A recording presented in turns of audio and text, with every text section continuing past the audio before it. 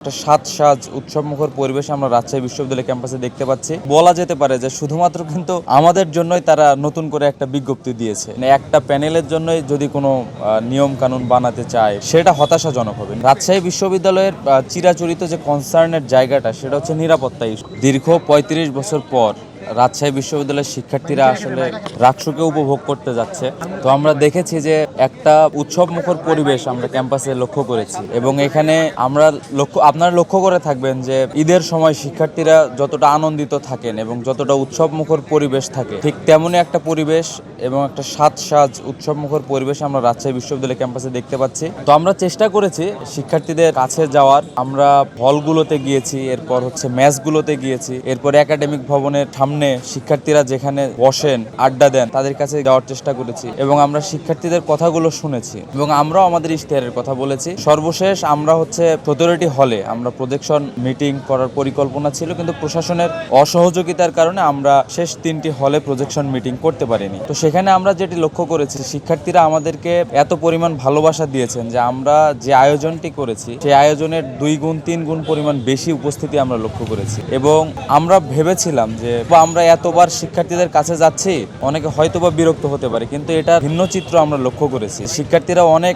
আন্তরিকতার সাথে আমাদের গ্রহণ করেছেন। এরপরেও হয়তো আমরা অনেক শিক্ষার্থী আমাদের ভাই এবং বোনদের কাছে পৌঁছাতে পারিনি। আমরা তাদের কাছে ক্ষমা চেয়ে নিচ্ছি। মানবিক দুর্বলতার দিক থেকে হয়তোবা তারা আমাদের ক্ষমা করবেন। আর নির্বাচনের পরিবেশ এবং সার্বিক যে অবস্থা, প্রশাসন যে ব্যবস্থাগুলো নিয়েছে এটার ইমপ্লিমেন্টেশন যদি সঠিকভাবে তারা করতে পারেন, আশা রাখছি রাকসু নির্বাচন একটি উৎসবমুখর পরিবেশে অনুষ্ঠিত হবে। আমরা আসলে শেষ সময়ে দেখেছি যে আমাদের প্রজেকশন মিটিংগুলোতে বাধা সৃষ্টি করার জন্য নির্বাচন কমিশন নতুন করে যে বিজ্ঞপ্তি প্রকাশ করেছে যে আমরা হলগুলোতে চেয়ার নিয়েও প্রবেশ করতে পারবো না, প্রজেকশন মিটিংয়ে সাউন্ড সিস্টেমও নিয়ে যেতে পারবো না, এরপর প্রজেক্টরও নিয়ে যেতে পারবো না। তো একদম শেষ মুহূর্তে এসে বলা যেতে পারে যে শুধুমাত্র কিন্তু আমাদের জন্যই তারা নতুন করে একটা বিজ্ঞপ্তি দিয়েছে। একদিন আগে এসে বা নির্বাচনের দিন যদি নির্বাচন কমিশন আবারও শুধুমাত্র আমাদের জন্যই একটা প্যানেলের জন্যই যদি কোনো নিয়ম কানুন বানাতে চায় বা নতুন কোনো বিজ্ঞপ্তি দিতে চায় সেটা হতাশাজনক হবে। নির্বাচন কমিশনের প্রতি আমাদের যেটা আহ্বান থাকবে যে আপনারা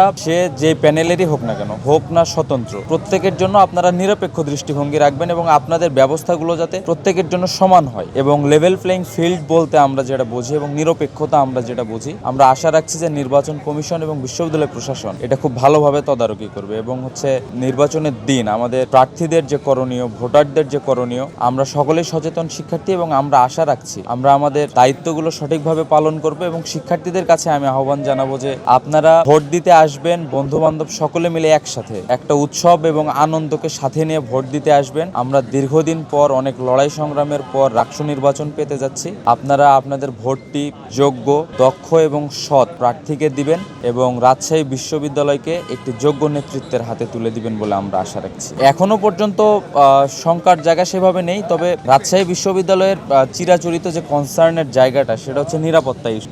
আমাদের যে বিশ্ববিদ্যালয় এখানে প্রবেশ পথ অনেকগুলো, তো এই প্রবেশ পথে বহিরাগত নিয়ন্ত্রণের একটা ব্যাপার থাকে এবং শিক্ষার্থীদের স্বাচ্ছন্দ্যের চলাচলের একটা ব্যাপার থাকে। আপনি জানেন যে হচ্ছে আমাদের ক্যাম্পাসের ভেতর দিয়ে বিনোদপুর এবং হচ্ছে বুধপাড়া গ্রামের একটা সংযোগ আছে। তো এই ব্যাপারটা ভালোভাবে মেইনটেইন করা অ্যাটলিস্ট ইলেকশনের দিন এবং বহিরাগত প্রবেশের ব্যাপারটি যেটি বললাম এবং নিরাপত্তা কনসার্ন এবং ভোট গণনা যাতে যথাসময়ে হয়, এটা দীর্ঘক্ষণ যাতে হচ্ছে দীর্ঘসূত্রিতায় না ফেলা হয় এবং এটাকে হচ্ছে ক্রেডিবল রাখা। অর্থাৎ তারা আমাদের বলেছিলেন যে এলইডি স্ক্রিনে বাইরের সবাইকে দেখাবেন কোন প্রক্রিয়ায় আসলে ভোট গণনাটা হচ্ছে। তো এই জায়গাটা যাতে নির্বাচন কমিশন তাদের কথা রাখে এই আহ্বান জানাবো। অনেকে অনেক কথাই বলছেন, তো আমরা আহ্বান জানিয়েছি যে আপনারা স্পেসিফিকভাবে অভিযোগ দেন যে টাকা কোথায় ওড়ানো হয়েছে, কে উড়িয়েছে এবং আমরা কমিশনকেও জানিয়েছিলাম যে আপনারা একটা লিমিটেশন দিয়ে দেন যে একজন প্রার্থী এত অর্থ খরচ করতে পারবে বা একজন প্রার্থী ভোটারের মাথা পিছু এত অর্থ খরচ করতে পারবে। এটা আমরা চেয়েছিলাম। এই জায়গায় নির্বাচন কমিশনের ব্যর্থতা এবং যারা এ সকল অভিযোগ দিচ্ছে আমরা আশা রাখবো যে তারা স্পেসিফিকভাবে লিখিত অভিযোগ জানাবে। বায়বীয় কোনো অভিযোগ না জানিয়ে স্পেসিফিকভাবে লিখিত অভিযোগ জানালে এটা যার বিরুদ্ধে অভিযোগ তাদেরও অ্যাড্রেস করতে সুবিধা এবং নির্বাচন কমিশনেরও অ্যাড্রেস করতে সুবিধা।